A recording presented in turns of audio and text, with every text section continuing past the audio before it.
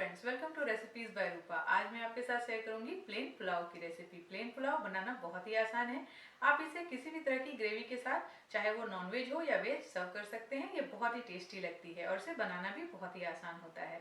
तो अगर आपको मेरी ये प्लेन पुलाव की रेसिपी पसंद आए तो प्लीज़ मेरे इस वीडियो को लाइक करें, शेयर करें, और अगर आप मेरे चैनल पर नए हैं तो मेरे चैनल को सब्सक्राइब करना ना भूलें। तो आइए अब देखते हैं कि प्लेन पुलाव हम बनाते कैसे हैं।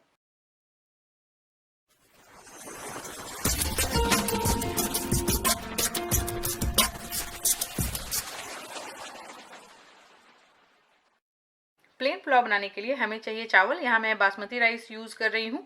आप अपनी पसंद का कोई भी बासमती राइस यूज़ कर सकते हैं। मैंने यहाँ पे 2 कप चावल लिया हुआ है। पानी हम यूज़ करेंगे 4 कप। पानी हम हमेशा चावल की डबल मात्रा में यूज़ करेंगे। 1.5 टेबलस्पून, 1.5 बड़े चम्मच घी, नमक स्वाद के अनुसार, थोड़े से खड़े गरम मसाले हम यूज़ करेंगे, जिसमें मैं यहाँ पे आधा इंच का एक टुकड़ा मैंने लिया हुआ है दालचीनी का, 5 से 6 छोटी इलायची, एक बड़ी इलायची और 10-15 लौंग। और इनके साथ हम यूज़ करेंगे 2 बे लीफ और आधा छोटा चम्मच गोलकी।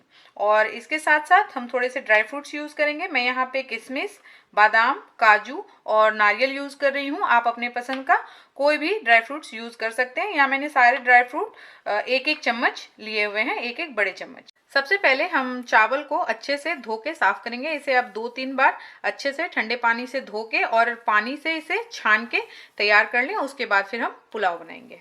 चावल को मैंने अच्छे से धो के इसे छान लिया है और पानी से अलग कर दिया है। तो चावल धुल के तैयार है। अब हम पुलाव बनाने के लिए पानी तैयार करते हैं।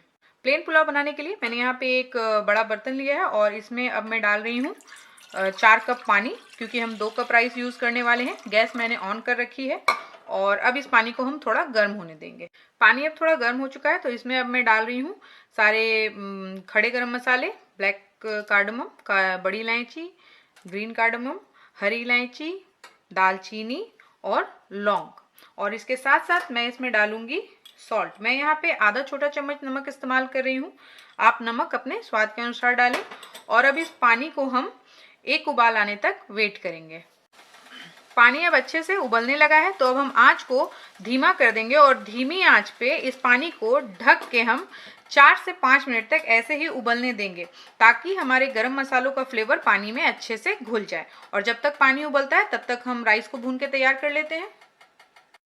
राइस को भूनने के लिए मैंने यहाँ पे एक कढ़ाई ले ली है। गैस अभी भी ऑन है और अब मैं इसमें डाल रही हूँ 1 बड़ा चम्मच घी। आधा चम्मच घी हम बाद में इस्तेमाल करेंगे। अब घी को थोड़ा गर्म होने देते हैं।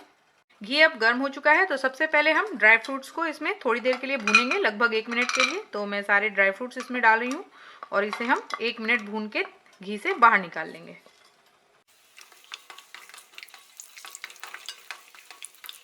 सारे ड्राई फ्रूट को घी में मैंने लगभग 1 मिनट के लिए भून लिया है और अब हम इसे घी से बाहर निकाल लेंगे।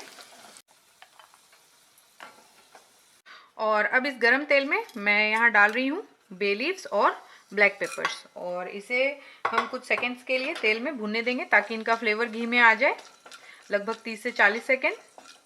अब मैं इसमें डाल रही हूँ राइस जो हमने धो के रखा था, और इस राइस को हम लगभग 2 से 3 मिनट तक मीडियम आंच पे भून के तैयार करेंगे। हल्के हाथों से राइस को चलाएं ताकि ये टूटे नहीं।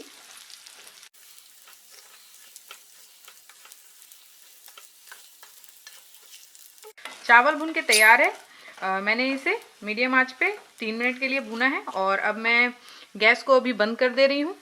और अब हम इसमें ऐड करेंगे अपने भुने हुए ड्राई फ्रूट्स और इसे एक बार अच्छे से मिक्स कर देते हैं। तो पानी भी उबल के तैयार है, राइस भी भून के तैयार है। तो अब हम फाइनली पुलाव तैयार करते हैं।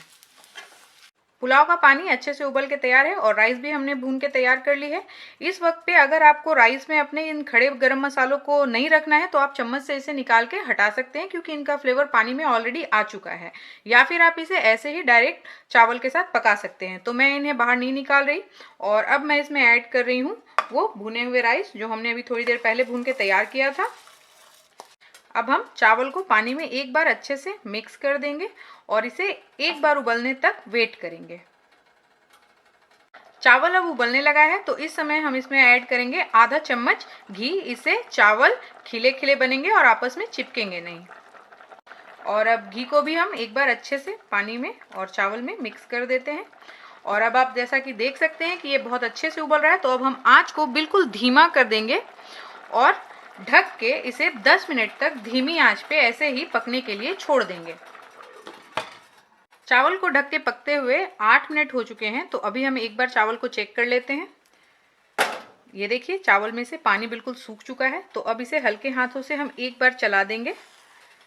ये देखिए ये ऑलमोस्ट बन के तैयार है और आप देख सकते हैं कि चावल बिल्कुल एक दूसरे से अलग हैं। और अब हम इसे ऐसे ही बस 2 मिनट के लिए और ढक के पकने देंगे। चावल को पकते हुए 2 मिनट और हो चुके हैं। तो अब मैं इसे चेक कर लेती हूँ। ये देखिए चावल अब बन के बिल्कुल तैयार है। सबसे पहले हम गैस को बंद कर देंगे और अब मैं आपको अपने इस प्लेन पुलाव को चेक करके बताती हूँ कि अच्छे से कुक हुआ है कि नहीं। ये देखिए आप देख सकते हैं कि चावल कितने खिले खिले बने हैं और मैं इसे चेक करके बताती हूँ। ये देखिए ये बहुत अच्छे से गल भी गए हैं। तो अब हम इस चावल को 10 मिनट तक ऐसे ही ढक के रहने देंगे और 10 मिनट के बाद हम इसे सर्व करेंगे। तो अभी मैं इसे ढक देती हूँ।